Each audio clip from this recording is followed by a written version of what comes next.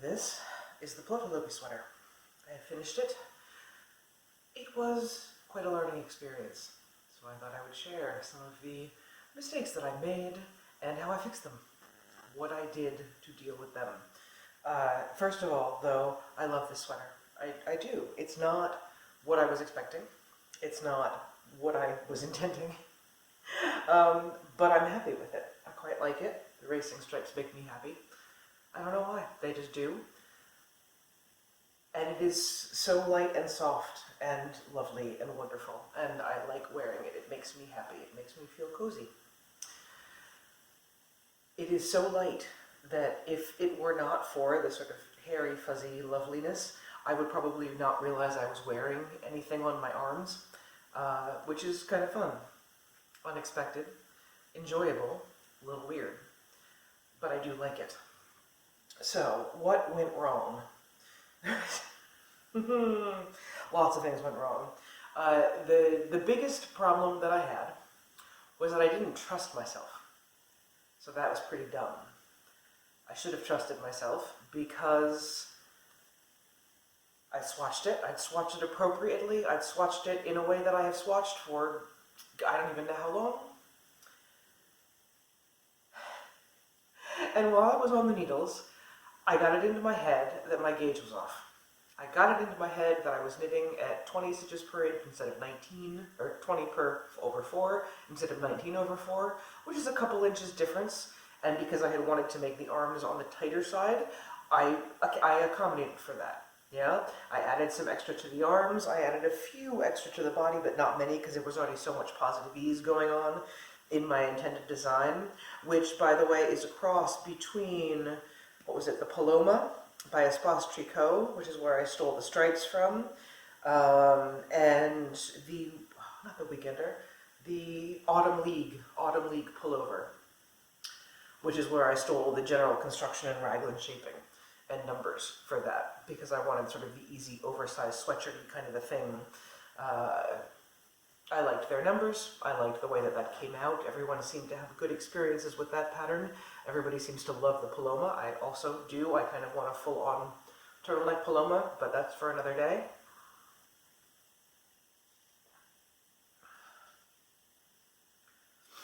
So I did a cross between those two patterns. And around here, I realized my gauge was off. And I thought that my gauge was off because I was getting so used to working with the plotulopi. When you start knitting with this stuff, you're nervous, right? It's very fine, it's very terry. I don't really want to do it because I hate wasting things, that's ridiculous, but there you go. But it tears really easily. I only tore it twice, I think, while making this sweater. Pulled from the middle, which is, I'd watched a video somewhere and it told me to do that, and it worked very well. But you feel like you're going to break it. Yeah, you feel like I have to be gentle with this stuff. So I figured that as I was getting used to it and not breaking it and everything was fine, I was probably tightening up my tension a little bit to what would be closer to my normal gauge on those needles. And so I decided my gauge must have changed. And so I redid the math, and as you may or may not notice, there's a lot more room than I had wanted to. And it's mostly not noticeable except for sort of right here. Right there is where I wish it were just a little bit less ease. I mean, you could practically fit a small child under my armpits, which is, good if I want to start hiding children in my armpits, but not so good for day-to-day use. But of course, this is plotulopi, so going backwards is not a thing. Don't make mistakes in this stuff. You can't just rip it out. You can't. You have to tink back. Otherwise, you will break the yarn, and you will be joining it every stitch, which would be madness. And I didn't realize until I was done, basically. I didn't realize quite how much that my gauge had not, in fact, changed. And now, when I measured it when I was finished, it is still 19 over 4. I don't know what I was thinking. It was a dumb mistake of just not trusting myself, which Obviously, I wish I had done. I wish I had trusted myself because I had, in fact, gotten it right. And if I had done what I planned to do, I would have the sweater that I want on my body right now. So, worth learning. Trust your gauge, especially if you know that when you swatch, you end up with your gauge. This stuff does not change when you wash it. At least it doesn't for me. Not in any noticeable way. Because I had washed my swatches. Always wash my swatch. I don't block it as such. I block it in the sense that I've washed it and I throw it on something to dry flat. That's what blocking is for me, unless I'm doing a shawl. The rest of the time, it's just wash it as I would wash it, lie it to dry, wait a day or two, depending on the fabric. This dries also, by the way, this dries in like 22 seconds. It's really quite astounding. It's probably not all the way dry, but it is so, there is so much room in the fibers that it just traps stuff. And so you wash it and you push it dry with your hands and you don't even feel like you need a towel because you feel like it's already dry. You know it's not, but it feels like it is. So that's pretty cool. I think I have to wear this in a rainstorm and see what happens. That will be a fun test. So that was my biggest screw up, and it resulted in something that I couldn't fix, which is unusual. Normally I would just rip back, but you can't. I had a little mistake when I started, because the way this sweater is constructed, you start with basically short rows flat, and that's doing, you're not short rows, you're just doing rows flat, and that becomes your shaping for your short row, what would normally be a short row shaping for the neckline, which is part of the reason that I chose the pattern. I liked this version of construction, and I wanted to see how they did it. So now I know, and that's cool. What I did not think about, did not even occur to me, completely left it out of the equation, was anytime you are changing direction in your knitting, your stitches are half a stitch off. Just half. But if you are doing racing stripes, so I had planned to whatever collar I was going to do, I had not decided on the collar. I hadn't. I figured because I wanted to see how I liked the neckline, and if I liked it as it was, I was just going to bind off. And if I didn't, I would add a bit of a collar and then bind off. So I was waiting to make that decision for later, which turned out to be really stupid because I'm knitting in the opposite direction with racing stripes. So that was a screw up. That was a pretty big screw up. That was a screw up that had me staring at the knitting on my needles for a very long time.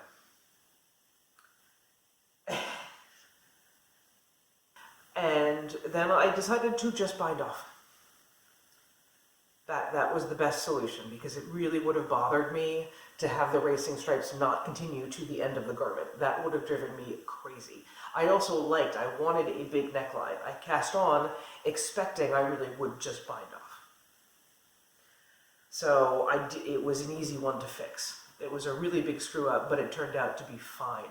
About the only thing that I did differently is that I did hold it together with another yarn at the top, because this is going to be a high stress point, and I didn't want to put that much stress on plotulopi alone. And I also wanted to just warm it up a hair. So I have sort of the Icigar alpaca in the colorway Sky, I think it is, which is this sort of bluey, purpley kind of alpaca wool blend that will be very strong, even though it is lace weight, and just adds that hint of warmth. It's not very obvious, you can see it, but it's not like, whoa, what's going on there? So that was a really big screw up. I also learned that you can drop down in plotulopi, and I think that's because the staple lengths are so long. So when the staples are already in neighboring stitches, dropping back down, as long as you are gentle, is fine. I was able to do it because when I started, I forgot to put the racing stripes in. And I'm hiding my one little, all the ends are woven in except for the neckline, because I was still deciding on it, whether it was really what I was going to do, whether I was going to change the bind off, whether I wanted to change anything. So it's still, it's hiding where nobody can see it for the most part. But yeah, I forgot to do the racing stripes when I started. So I had to drop back down, 10 rows or whatever, and add those pearls in. So that was scary when I first did it. That was massively scary. And then I did it once and I realized, okay, the staple length is holding it on as long as I don't do anything ridiculous, as long as I'm gentle when I'm pulling the stitches out, because it really does, it sticks to itself. It sticks to itself like you would not believe. And I have tinked back a couple of times in it, and it's not fun. It really, really likes itself. It wants to be together. So once it's together, I feel like it's not going anywhere. But until that point, or if you no longer want it to be together, you have a little work on your hands. It's just something to know. Yeah, every yarn behaves differently. You have to be a little more sure of every decision you make in this stuff, because you can't just say, oh, let's try this, and rip it back. You'll just go through a lot of yarn. That being said, this ridiculously gargantuous sweater that I am so fond of, that has like 18 million feet of positive ease and has very, very long sleeves, and is on my low hip. It hits on my low hip. I used about 2.5 skeins of yarn. So this sweater cost me $25, which is not bad for a beautiful, wool, fuzzy, wonderful ball of happiness. Is 25 bucks. So well worth it. And I think it's going to wear beautifully. I feel like I'm going to have this sweater for a really long time. Other stupid little things that I did, I forgot to go down a needle size when I did the cuffs. I just forgot. I simply forgot. And once I had forgotten on one, I was not going to tink back 3 inches of ribbing. Just to have slightly, because it really wouldn't have made much of a difference. It would have been slightly, it's bulging ever so slightly, but not enough that it's annoying me. Yeah, you know what it was, because I had not solved my neckline dilemma. The neckline was the thing I did last, but I already had realized it was a problem. So every time I was picking up a knitting, I was thinking about possible solutions to that problem, and I just kept going with the sleeves until I bound off, and then I was like, wait a minute, that was dumb, but that's okay.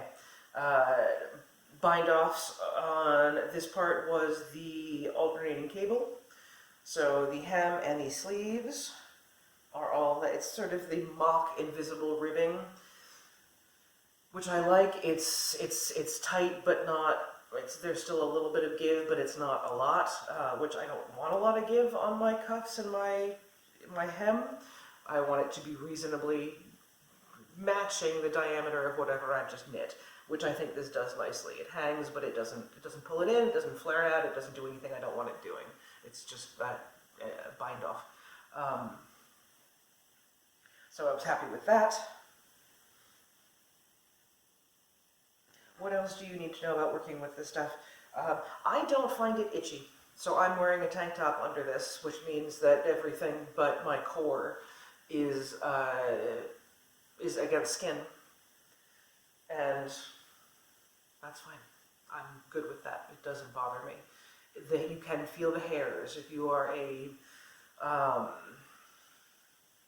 not sensitive in the sense of like, if things irritate you, this might irritate you. They are super soft hairs, but they are hairs, yeah? They are, it's always so hard to see what's going to come up on camera. There is a beautiful halo, there is a fuzzy mass. It is probably going to be slightly less the more I wash and wear it over the years, but I think it will take a while for it to get there. I think for the most part it's going to be like this, and I like that, but you might not. So then again, I mean, a skein of this costs $10, I think, right? Usually it's in the neighborhood of 10 bucks. So it's buying a skein is not going to kill you. It's not going to break the bank. And if you decide you don't like it, you can hand what's left of the skein to somebody else, and they can make half a freaking garment with one skein.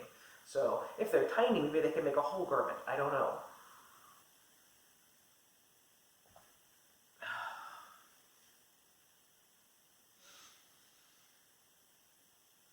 So to sum up, trust your gauge. If you swatch properly and you know that you're a consistent knitter, trust yourself. Don't second guess yourself trying to measure when it's on the needles because things go weird. Yeah, it's very easy to get that wrong. It's bunched in strange ways. It's not doing its fabric thing yet. So trust your gauge. Yeah? And think the pattern all the way through, including all of the details. Yeah, I got lucky on the collar. I got lucky it's where it wanted to be. I got lucky that nothing went wonky when I was picking up stitches and then immediately binding off. That could have gone really badly. And there's no skill involved in the fact that it didn't. It just, I got lucky. So when you are doing hybrid patterns and mixing things, which is a great thing, it makes life easier, it makes life fun, and it keeps my brain going. Yeah, I sometimes think half the reason that I like knitting is to keep my brain occupied, not just with the hand motions, but with the problem solving. That is the math, and that is the, how do I incorporate these two things together? How do I make this work with this? How can I change this to make something slightly different? And will I like it? And how will that affect other things? Because, I mean, that's the fun of sweaters, right? Is that when you change stitch counts, it changes everything, right? It doesn't just change, it changes having slightly too many stitches in the body is why my arms lie strangely. Having too many stitches in the arm is also why my arms lie strangely, but everything affects everything else. And so when you change one thing, it's really interesting to me to see that cascade effect. How does that change the whole? Not just that bit that you've changed. So that part is fun, and I like doing that. But yeah, I would estimate that I've got about 50 grams left of 100 gram skein. So this sweater probably weighs about 250 grams, 2.5 skeins of yarn. And it's giant, but I like it. So a lot of learning on this one, and hope you managed to learn something from my mistakes. And if you have any interesting mistakes that you've made with this stuff that you can share with the rest of us, please do. Thanks so much for watching. See you later.